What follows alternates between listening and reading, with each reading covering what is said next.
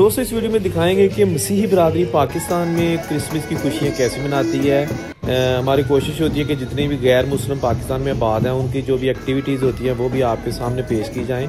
तो आज 25 दिसंबर और आप देखिए कि जो मसीही बरादरी है, क्रिश्चियन है पाकिस्तान में, वो कितनी आज़ादी के साथ अपनी जो क्रिसमस की खुशियाँ वो मना रहे हैं। वो कैसे बाज़ारों में जो है ना वो जुलूस निकालते हैं और फिर चर्च में जाके क्या करते हैं, ये सारा कुछ आप इस वीडियो में देखेंगे।